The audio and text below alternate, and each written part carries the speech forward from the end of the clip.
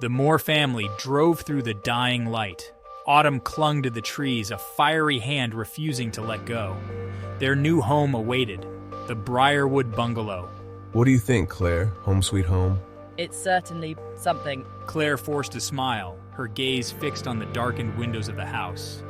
John, oblivious, was already unpacking the car.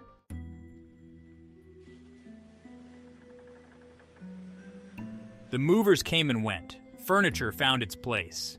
Don't be scared. She won't hurt you anymore. I'll protect you. As dusk settled, the house seemed to hold its breath. Claire noticed a coldness that clung to the air, despite the roaring fire in the hearth. One evening, while John was working late, Claire overheard Lucy talking to her dolls.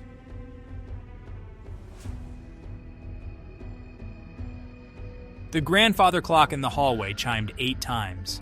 Claire was in the kitchen, washing dishes. Strange. The lights flickered. Claire paused, her hand hovering over a soapy plate. She glanced out the window. The sky was clear. The air had changed. It was subtly colder, raising goosebumps on her arms. The grandfather clock chimed again, the sound echoing like a warning in the stillness. 8 o'clock. Something was different.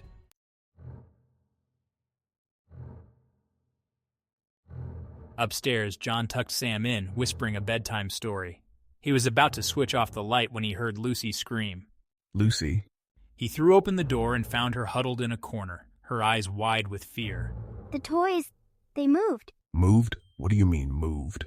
He glanced at the scattered toys, a chill crawling up his spine. They were alive. They looked at me.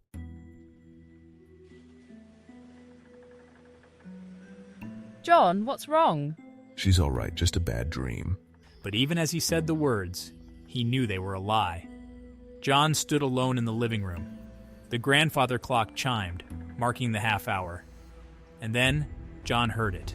A whisper. It was faint, almost imperceptible at first. A soft sighing sound. He froze, listening intently. There it was again.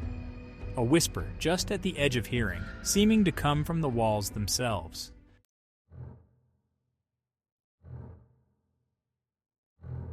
The whispers grew louder. John, Claire, and Lucy huddled together in the living room. Rex, their old golden retriever, whined low in his throat. The grandfather clock chimed, its sound like a hammer blow in the stillness. John felt a tremor run through him. Suddenly, Rex shot to his feet, a growl rumbling deep in his chest. John, what is it? John, his gaze fixed on the basement door, felt a cold sweat break out on his skin.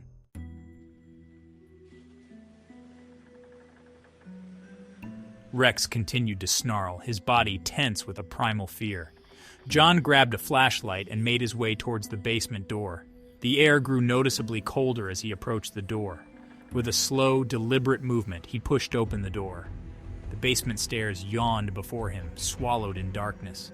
He flicked on the flashlight, the beam cutting through the darkness like a knife. Step by step, he descended into the bowels of the house. He reached the bottom and swept the flashlight beam across the cavernous space.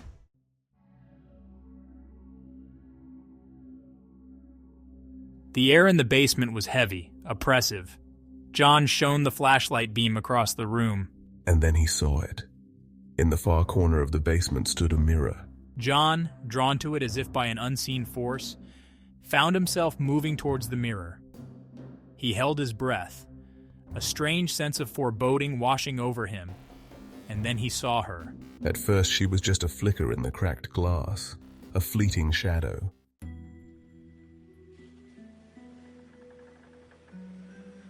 John scrambled back from the mirror, his heart pounding.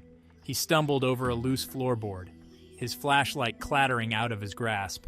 Panic seized him. He scrambled to his feet, his breath coming in ragged gasps. He had to get out of there. He ran blindly, his hands outstretched before him. He burst through the basement door and into the hallway. He slammed the door shut behind him, the sound echoing like a gunshot.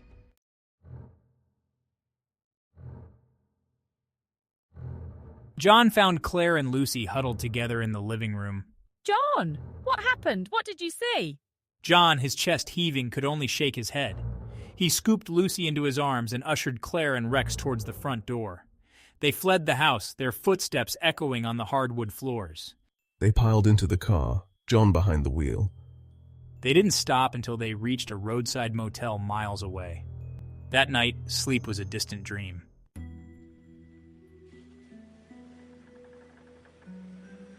The following days were a blur of anxiety and fear. She began drawing disturbing images. Claire tried to hold the family together, but the constant fear was taking its toll. John buried himself in his work, hoping to find solace. The ghost of Briarwood Bungalow had taken up residence in his mind. One evening, the lights in their temporary home flickered. And then, clear as day, a whisper cut through the silence. Help me.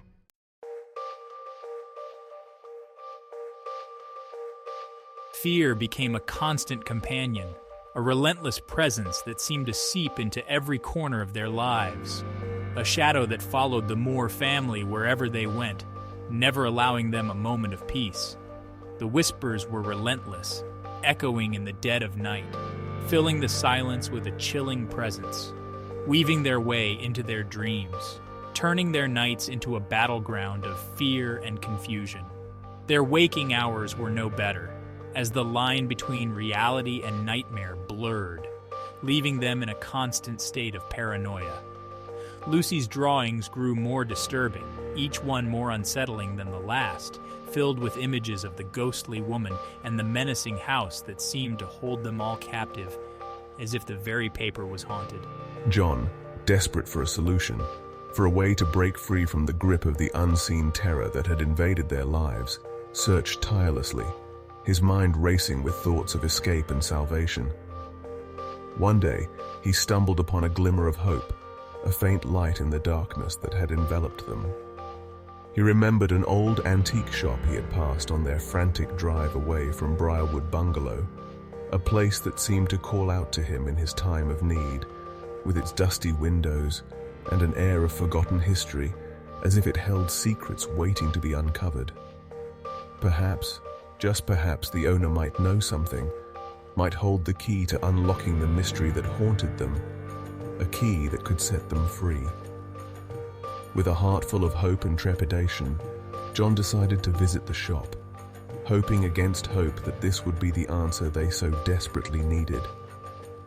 The antique shop, nestled between a pawnbroker and a vacant storefront, looked exactly as John remembered it, shrouded in an eerie stillness, as if frozen in time, its timeless interior filled with relics of the past, each item whispering stories of days long gone. He stepped inside, the musty smell of old books and aged wood filling his nostrils, a scent that seemed to transport him to another era. The shopkeeper, a frail man with watery blue eyes and a shock of white hair, looked up from a pile of yellowed photographs, a flicker of curiosity in his gaze, as if he had been expecting John, as if he knew the reason for his visit. John, his voice hoarse with anxiety, told the shopkeeper about Briarwood Bungalow, about the ghostly woman, the whispers, the inexplicable events that had driven his family from their home, each word a plea for help. He spoke of the fear that had taken root in their hearts, the terror that had become their constant companion. The shopkeeper listened patiently, his gaze steady, his expression unreadable, as if weighing each word carefully. When John finished speaking, a heavy silence descended upon the shop, broken only by the ticking of an old grandfather clock in the corner, its rhythmic sound a stark contrast to the turmoil in John's heart.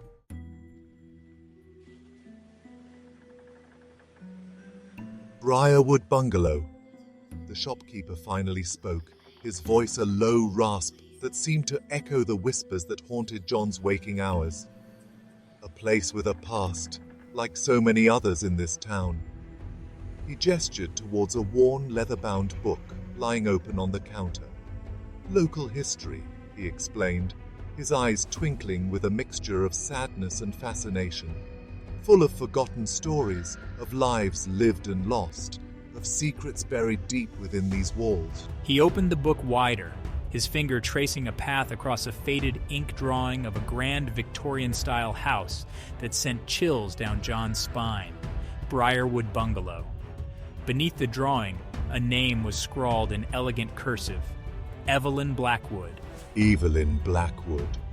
The shopkeeper began, his voice dropping to a whisper that seemed to hang in the air, thick with unspoken sorrow. She was the mistress of Briarwood Bungalow, a woman of beauty and spirit trapped in a loveless marriage to a wealthy landowner twice her age. John, his heart pounding, hung on to the shopkeeper's every word, desperate for answers, for a glimmer of understanding in the face of the terror that had invaded his life. The shopkeeper continued, his voice a hypnotic drone that seemed to weave a tapestry of tragedy and despair. Evelyn fell deeply in love with a young artist, a man who saw past her gilded cage and into her heart. Their affair was a secret, hidden from the prying eyes of society. He paused, his eyes meeting John's, a look of profound sadness etched on his face. Evelyn's husband discovered their affair. Consumed by jealousy and rage, he locked Evelyn away in the basement. John thought of the basement, the cold, damp air, the oppressive darkness. He thought of the ghostly woman in the mirror, her eyes filled with sorrow. Evelyn died in that basement. Her lover, heartbroken and desperate to save her, arrived too late. He disappeared shortly after, some say driven mad by grief. The shopkeeper closed the book slowly, the sound echoing in the silence. They say that Evelyn's spirit never left Briarwood Bungalow. She's trapped there, forever searching for the love that was stolen from her.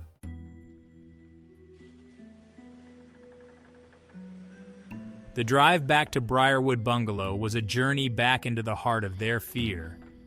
Each mile they covered seemed to pull them deeper into a past they had tried so hard to escape, a past filled with shadows and whispers that never truly left them.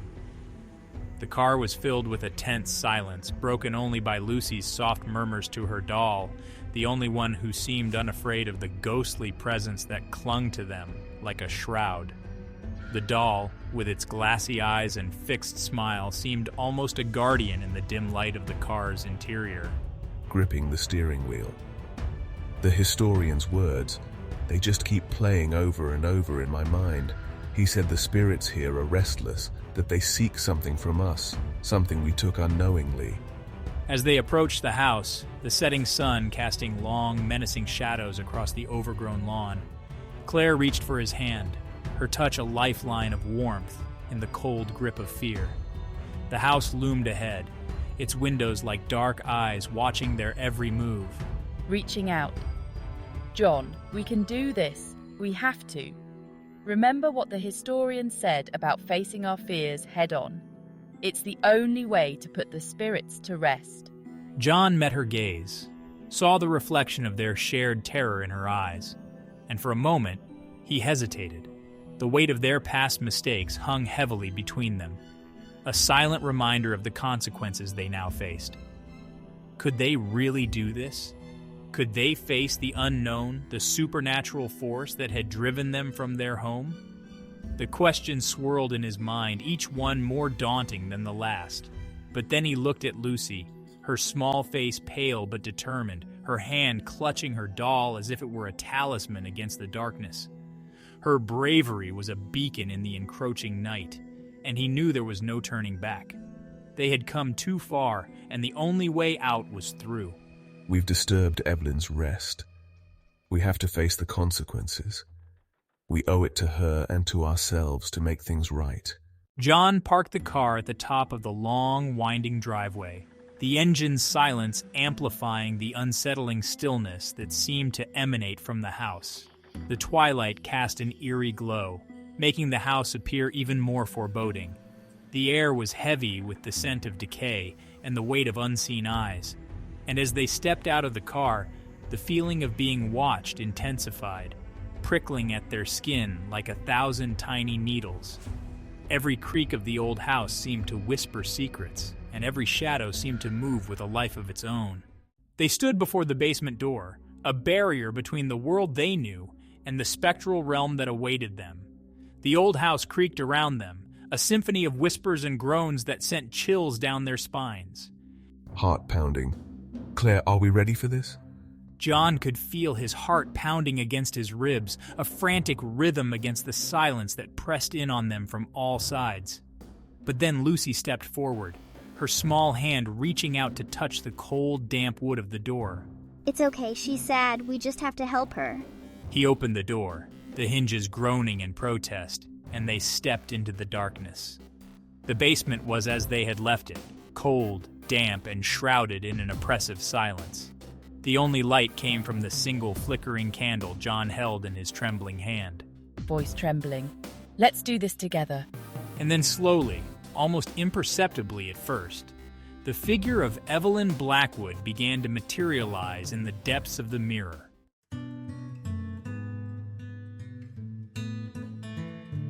Evelyn's image flickered in the mirror's depths, a spectral presence that seemed to waver between this world and the next. Her eyes, once filled with such sorrow, now held a flicker of hope, a glimmer that suggested a longing for peace and resolution. John, his voice catching in his throat, spoke to her, his words heavy with emotion and sincerity. He didn't offer platitudes or promises he couldn't keep. Instead, he spoke from the heart, his voice steady and true. He simply acknowledged her pain, her loss, the injustice that had leashed her to the house, a prisoner of her own sorrow. Evelyn, we understand your pain, your loss. It's unfair what happened to you. We are here to help you find peace. Claire, her voice trembling, joined him, her presence a comforting anchor in the room. You're strong, Evelyn. Your spirit, your love, it endures. We believe in your strength and your ability to move on. Lucy, clutching her doll, stepped forward and laid a small, hand-drawn picture at the foot of the mirror, her innocent gesture filled with compassion.